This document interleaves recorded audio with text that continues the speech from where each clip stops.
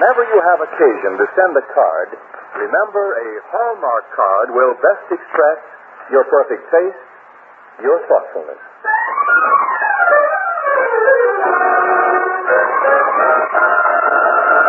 The Hallmark Charlotte Greenwood Show. And here she is, that lovable lady of stage, screen, and radio, Charlotte Greenwood.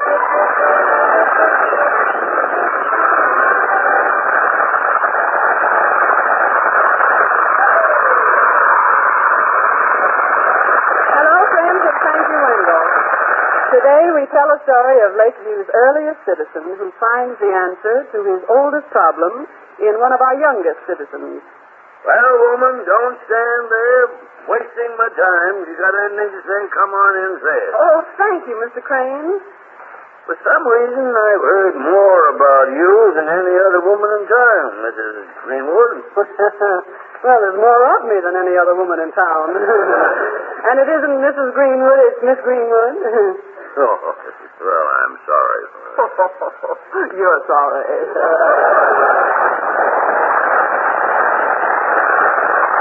Friends, Charlotte Greenwood has as her special guest today the beloved and distinguished star of stage, screen, and radio, Mr. Lionel Barrymore.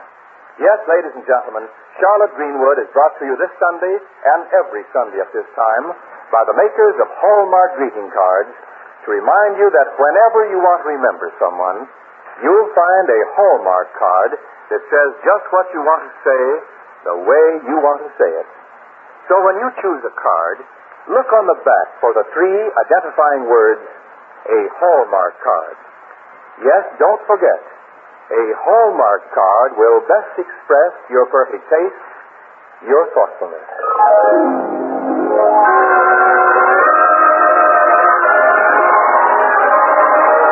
And now to the little town of Lakeview, where Aunt Charlotte is raising the 3 barking youngsters, little Robert and teenage Barbara and Jack. It's late afternoon. Matilda Hamilton and Charlotte are walking home from a marketing session. Charlotte is saying, Matilda, I love to go shopping with you. It's always so much fun. You were lucky today, Charlotte, getting that can of salmon. How'd you ever see it? Way up there on the top shelf. Oh, I just looked down, and there it was. Oh, my, but Lakeview is wonderful this time of year. It is at that. Look over there at those lovely red maples. Mm-hmm. They even managed to make that big, lonely old house look sort of nice and warm. Which is quite a trick, considering its occupant, Simon Crane. He's the owner, Simon Crane? He is. And his father was before him, and his father before him, and his father before him. Is that hearsay, or do you remember that? I remember. You would. You weren't in Lakeview at the time, were you? No, I was in my cradle.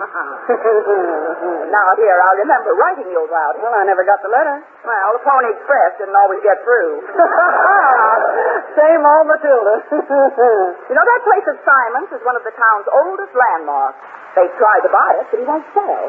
It's the original town meeting hall. Oh, the original town meeting hall? Mm-hmm. Only goes to prove that this is a one-horse town. Nonsense. There are 2 of us right here. You know, I'm just thinking of the names I've heard Simon Crane called. Trusty, suspicious, skinflint. Well, those are the milder ones. I'm sure there's plenty of good in Simon's makeup if somebody takes the trouble to find it. Charlotte, you say that about all people. It's true, Matilda. Whatever else he may be, Simon Crane is certainly people. Well, Matilda, thanks for walking with me to the bus. So we're going to get a new car as soon as the auto companies start reconverting from war production. I sat in one of the first open roadsters off the reconversion line. That must have been quite a sensation. It was. While I was sitting in it, a fellow came out and said, gee, they forgot to take the anti-aircraft gun off that one.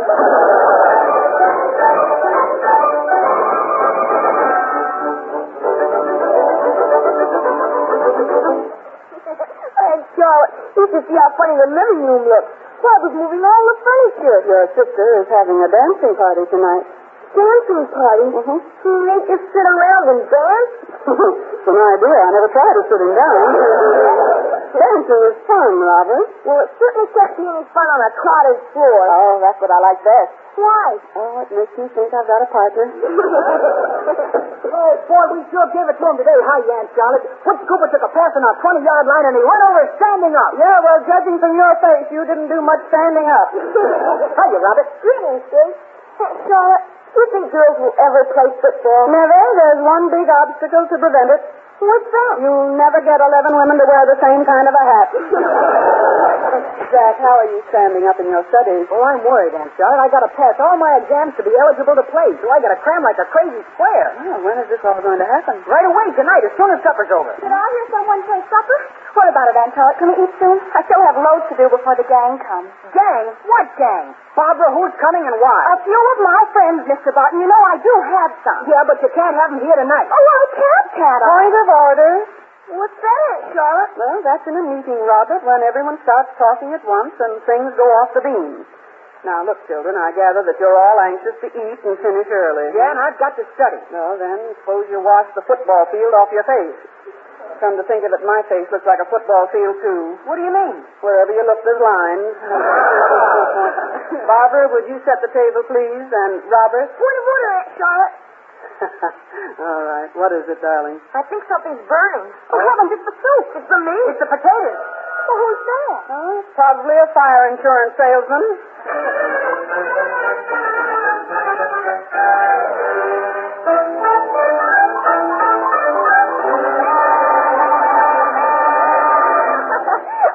Greenwood, isn't this the most peachy-weechy evening? I mean, it's actually peachy-weechy.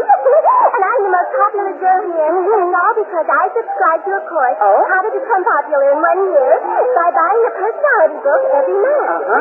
The first book says if you carry yourself right, the boys will stare at you. I mean, they really do. I mean, they do really. I mean, the book is right. I mean, they really stare. I see. Get the look of the month from the book of the month, eh? Can you see it from way up there? Oh, and Gertrude, it works. You know, Jerry Stewart over there is staring at you. I think he wants to dance with you. I know, but I'd rather dance with a tall fella. I mean, I really would. I mean, I would really. I mean, you don't bump into everybody when you've got a tall partner. Is that the way it is with you? Yes, if he's tall enough to use my belt buckle for a rear view mirror. Well, if you'll excuse me, Miss Greenwood, I think I'll really dance. I mean, I really will. I mean, Oh, hello, Sylvester. Hello there. Miss Greenwood. Jack wants to see you upstairs right away. Oh, what is it, Sylvester? Dunno. Well, didn't Jack say what it was? Yes. Yes, well, what did he say it was? Very important. Oh, never mind, I'll go right up.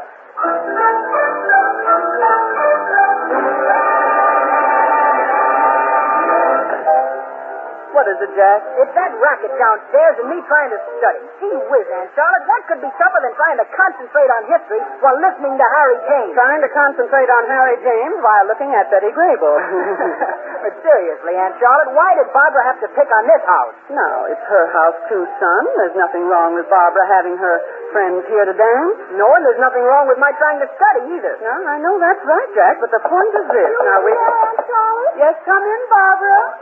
Aunt Charlotte, is it all right if It seems to me, Barbara, that you could find someplace else to dance. What's eating you? Point of order, children. Now, tell me, Barbara, is this get-together going to be a regular affair here? Why, yes. Most of the parents don't like the kids to go dancing at those places on Shore Road. Well, I agree with them. And the restaurants are too expensive for us. Besides, we have such a swell phonograph here, and the house is bigger than most of the others. But I've got to study. Well, I like that. A girl can't have a friend to her own home. Oh, dry up. Children, a house divided cannot stand. Why, that's what Lincoln said. I know. I was there when he said it. Now, presumably, the answer to this can't be found in the Barton house. I should say not. They ought to hire a hall. But what other house is there to meet in? Other house? Oh, there's a thought. I wonder. Children, am I or am I not the president of the Lakeview Children's Recreation Committee? Well, yes, you are, but I don't get it. I don't get it either. I haven't got it yet, but I'm going to make a try at getting it bright and early in the morning.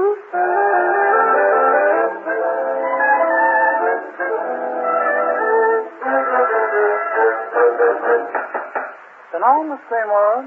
Don't know why we're calling on Simon Crane. Don't know what help I can be. Oh, well, Sylvester, you and Robert and I are about the three most different people you could find. Now, one of us is bound to hit it off with Simon Crane. He's coming now. I hear him. Well, I'll knock again just to make sure. Watch him for in a hurry. Patience isn't going to open that door. You can either wait for me or go about your business. I don't care which.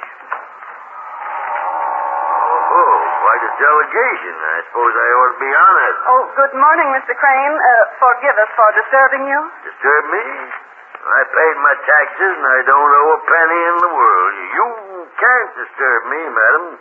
Take a second look. Yeah, Mill, I see what you mean. Unfortunately, it's Miss Charlotte Greenwood. Greenwood? Seems like I heard that name. You may have. I'm an actress. You must have talent.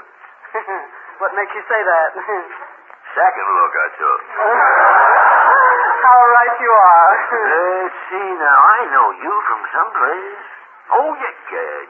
You're the woman who's raising those Martin children. Oh, take a bow, Robert. This is the youngest, Mr. Crane. Hi. And this is my good friend, Sylvester Adams. Hello there. I took the liberty of calling on you because Sylvester's from New England, and he doesn't believe we know how to build our old meeting halls in this part of the land. Doesn't it? Well, we built him to stand. He can see that for himself. Also, it's time Robert learned some American history firsthand. It's time someone in this town did. It's time someone remembered what this place means to this town. And stop thinking of it as a piece of real estate to make a profit on. Exactly, Mr. Crane. So you see that... Yeah. So you thought you'd come and call on old Simon Crane, huh? That's pretty good, Miss Greenwood, but not good enough. You're not fooling me. Oh, it's the truth, Mr. Crane. But not the whole truth. Is that it? Well, I thought we could talk about that inside. Now it comes out, does it? Well?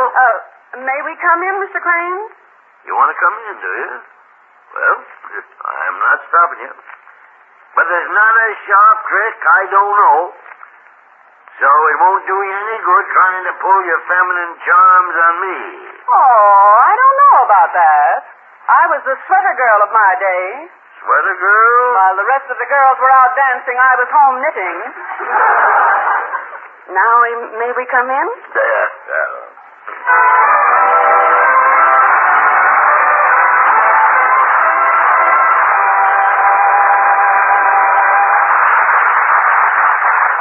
These days, thousands of our boys are wearing the honorable discharge emblem, and yet thousands more are still in uniform. Wherever they are, the thought of home is closest to their hearts. And your letters, your cheery, colorful cards, can help see them through till their homecoming. This week, make it a point to go to your Hallmark dealers. Choose a variety of cards to send to the servicemen you know. For instance, choose a number of cards, each with a different message and design, and send one every so often to tell your serviceman he's in your thoughts. You'll find so many unusual Hallmark cards, some with affectionate personal sentiments, some with just a friendly hello. They're clever cards, packed full of good old American humor. And don't overlook those Hallmark cheer cards that can do so much for a fellow in sick bay, or a GI who's just plain blue. There's always a Hallmark card that says just what you want to say, the way you want to say it. So remember those homesick heroes regularly. Hallmark cards are on display at America's finest stores. Don't forget, a Hallmark card will best express your perfect taste, your thoughtfulness.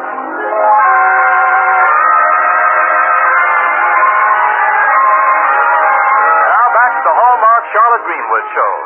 Barbara wants to give dancing parties at their house. Jack demands quiet to study.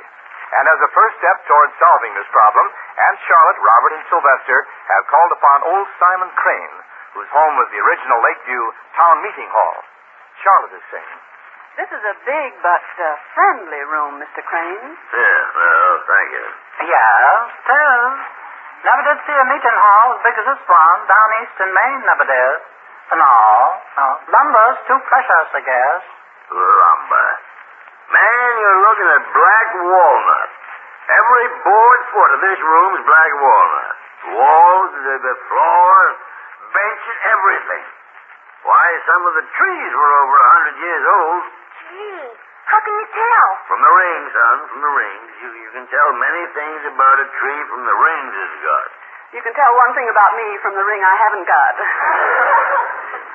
Black walnut is pretty rare these days, isn't it, Mr. Crane? Rare? Isn't a lick of black walnut left in these parts, except for what I got stored in the basement.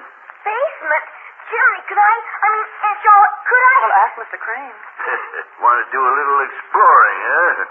Basements and boys. Well, go on. Go ahead. It's right through that door there. Mind the stairs. I think maybe I'll go with him. Gee. Be careful, Robert. Okay, Aunt Charlotte. Yeah, nothing down there to hurt him. Makes a difference having a youngster in the place. It's been a long time, hasn't it? It's been...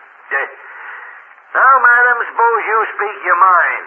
It's been 30 years since the body came pleasure calling on Simon Crane, so I know it ain't that. Well, it's been a pleasure so far. Don't soft-soap me with your feminine wiles. Mr. Crane, I couldn't soft-soap any man because, romantically speaking, I've been washed up for years. Why did you come here? Well, why do you think I've come here? You want my property, that's why. Everybody does. Worth a lot of money, they say. That being the case, it's worth a lot for me to hold on to it. Oh, you'd be foolish to sell it. Now, that... You're the first person... Now, look here, Miss Greenwood. I'm a deal older than you. You're the first one to ever admit it. But if you'd like to reminisce, I might surprise you. Madam... It's Miss. Don't interrupt. Out with it. How much are you offering? How much, Mr. Crane? If you'd said how little, that would have been more like it. You weren't born yesterday. Both of us are getting more truthful. All right. How little are you offering? Not a penny. I couldn't offer anything if I wanted to. You're either more honest than anyone who ever came here, or more slick. I've seen plenty come and go. I've been here a good long time. Might even say I'm a historic figure. You might even say the same thing about me. Well, what do you mean? Well, I've got a figure like the Washington Monument. The higher you go, the more you come to the point, huh? Never thought there was a soul in this town didn't come here to do me out of something. Well, sit down. Sit down here and tell me all about yourself.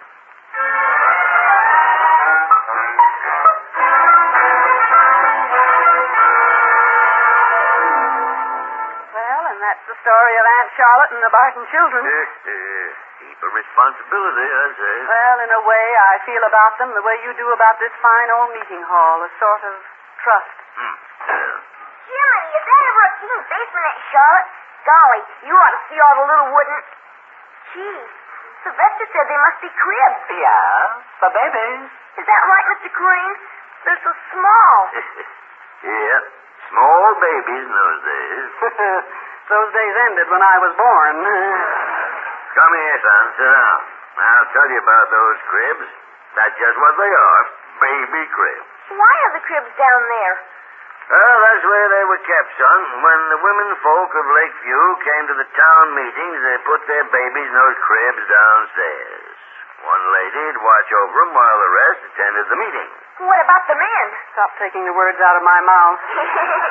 I'd like to show the boy what's upstairs. Upstairs? Golly, you ought to see the stuff in our attic. Would you come over sometime, Mr. Crane? I don't do much calling these days. Sylvester, wouldn't you say Mr. Crane has the look of a good fly fisherman? Yes. Miss Greenwood, how'd you know I was a fisherman? Oh, I can spot one right away. My father was a fisherman. He was? Yeah, but I didn't turn out to be much of a catch. You know, Mr. Crane, I got some mighty fine trout flies. Yes. I never cast, but what is the strike? That's a rock-bound New England boaster if I ever heard one. Well, how are you on old-fashioned cream pie, Mr. Crane? Crazy about it. Not that they know how to make it these days. Oh, don't they? Well, you come over to the house tonight and I'll make you eat those words along with the pie. Well, no. Oh, golly, would you? I'll show you the attic. And there's my top flies. Sounds like I'm being outvoted. Yes, sir. 3-1. Hold on now, not so fast. You still haven't told me why you came here. You realize that, young woman? Oh, I can resist anything but flattery. There are 2 reasons, Mr. Crane. One is old-fashioned cream pie, and the other is the Lakeview Children's Recreation Committee, of which I happen to be president. Yes. I can't say I see the connection. Oh, but you will. I still think you're trying to do me out of the house. Then play safe when you come over tonight. Oh. Don't bring the house with you.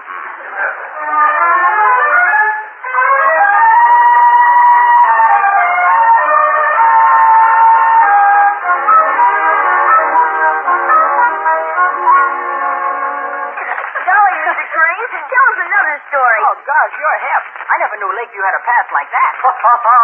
You're not fooling me with those yarns of yours, Mr. Crane. Go on, take a third helping of pie. I couldn't. Why not? Just finished my 4th. Well, take a 5th. Miss Greenwood, another piece would be rank folly in my condition. Battlefield is not the only place where discretion's the better part of valor. No, there's the matrimonial field, too. Jack, if you want to study your excuse from KP tonight. Well, gee, why didn't I get a break like that last night? Aunt Charlotte, is he going to start that business all over again? Yes, I am. If Barbara's going to pick the nights I have to study to invite those squares over here to dance. Don't tell me the young ones are taking up square dancing, yeah? Square, Mr. Crane, is a jive expression. Jive? Jitterbug, don't you follow me? I don't think very well on an empty stomach. Oh. Pass me another piece of pie. Oh, now you're cooking on the front burner. Huh? Hey, Aunt Charlotte, what's going to be about that dancing? Oh, really, Aunt Charlotte? This is hardly the time in front of a complete stranger. How's that, young lady? You can't call a man who's eaten a meal like this a stranger. I suspect a little trouble in the Barton paradise, Miss Greenwood. Oh, it's nothing at all. You see, Jack is studying for his midterms, and Barbara's friends are having dancing get-togethers here at the house, And the two don't mix, Oh, Mr. Crane, you're so understanding. Well. Now, in Barbara's Aunt case... Charlotte, you know there really isn't another house that's suitable. Oh, let's not talk about it now. Why not, young fella? Why not? What better time? Now I say there never was a problem made by man that couldn't be solved by man. That right, Miss Greenwood? Oh, you couldn't prove that by me. The fact is, it isn't a Barton problem, it's a Lakeview problem. Lakeview, of course. There should be a place where the youngsters could get together and enjoy Oh, themselves. that's a wonderful idea. Of course, I should have thought of that as head of the Recreation Committee. Recreation. Now you've hit it. A place where they can dance and play. Yeah, now you've hit it. The Dramatic Society could use it. We could have a game room and ping-pong tournament. Say, in all this excitement, did anyone stop to think there is such a place? There is? There really is? There most certainly is. There's my place. Your place? My place served the town well enough for many a year as the original meeting hall, and it's high time we put it to work again. Gee, God. Golly. Jerry. Crickets. Now, young man, what's the long face for? Well, sir, it sounds great, but I know what a big place like yours would cost to rent. And, gee, we couldn't swing it. Well, suppose all the young children in Lakeview were interested. You mean set up a regular organization with dues? Why not? And we charge for dances and shows. We could make enough money to pay the rent that way, I'll bet. Mr. Crane, the floor is yours. How does that last proposal strike you? Well, I'll tell you. It doesn't. Oh. Nope, it doesn't strike me at all. See, I told you. It doesn't strike me because I'm not interested in business deals. That old building of mine rendered this town a public service. And that's the reason you'd never sell it and see it turned into a laundry or a roadhouse? That's right, young woman. Mr. Crane, do you mean that you Mr. Crane's not through yet, Jack. You youngsters have shown the right kind of spirit, the spirit we need in this town. I don't intend to make any profit off you. You don't? Of course not. What do you think I am? A square? Well, gee, that's great, but well, you'd still have to charge us enough rent to pay the taxes, and we couldn't raise enough for that. Taxes. Well, speaking of taxes, I asked the city council this very afternoon if a non-profit young people's recreation club could be tax exempt. Oh, golly, that was smart. No, just practical. Well, hey, but what happened? The decision, ladies and gentlemen, is that such a club, if put into operation without cost to the town, would be tax-free. Oh, 1 minute, friend. Children, Mr. Crane wants to say something. 3 things. 1, as long as there'll be no taxes, there'll be no rent either. I propose that your dues be used to buy phonograph records and all the other paraphernalia you'll need to fix this place up. Second, now that we have a place to hold dances, I propose a toast to the president of the Lakeview Children's Recreation Committee. I second that. Oh, what do we toast with? I suggest another round of old-fashioned cream pie. I'm way ahead of you this time, Simon Crane. Look on your plate. And third proposal? For the inaugural dance and party, I'll furnish the cake and soda pop and trim it. On one condition. Oh, I thought I detected a gleam in the man's eye. Since you'll all be going in couples, I'd like to be in step with the crowd. I'd like to have well, I guess you'd call it a date myself. That's my condition. That's your condition now, but you'll be in no condition when I get through with you after the party. Shall I dress formal? Formal? I thought you were modern. Hep in the groove. I am. I'm your grooverini. Solid.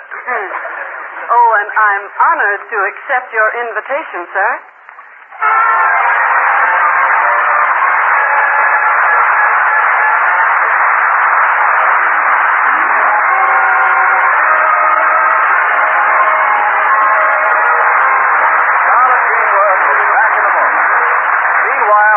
Remind you again, the next time you buy a card for any occasion, look on the back for the identifying words, a Hallmark card.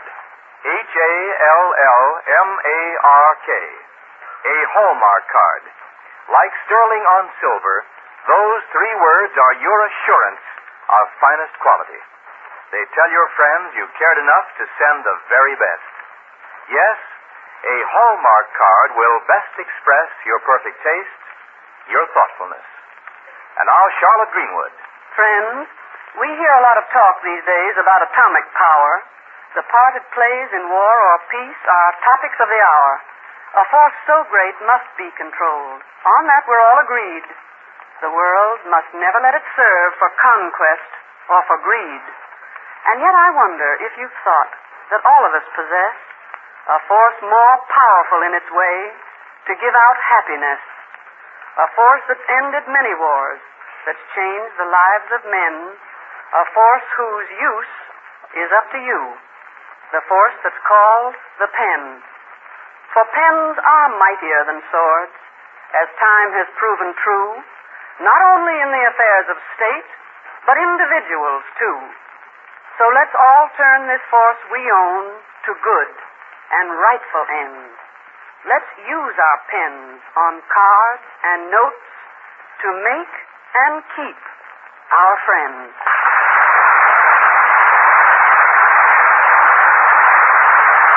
And now, until next Sunday at the very same time, this is Charlotte Greenwood saying, so long, friends, until we meet again.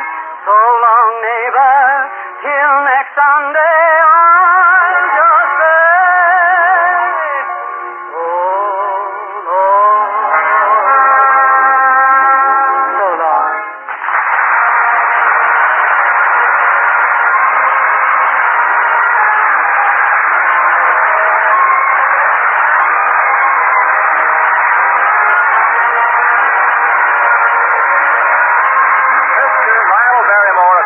Courtesy of Metro Golden Mare, producers of Weekend at the Waldorf. The Hallmark Charlotte Greenwood Show came to you from Hollywood. This is Wendell Niles speaking. The Hallmark Charlotte Greenwood Show is written by Leon Meadow, Phil Cole, and Hy Alexander. The part of Sylvester is played by Ian Wolfe, Martin Sheldon, Barbara, Robert, and Jack, played by Barbara Knight, Bobby Larson, and Edward Knight.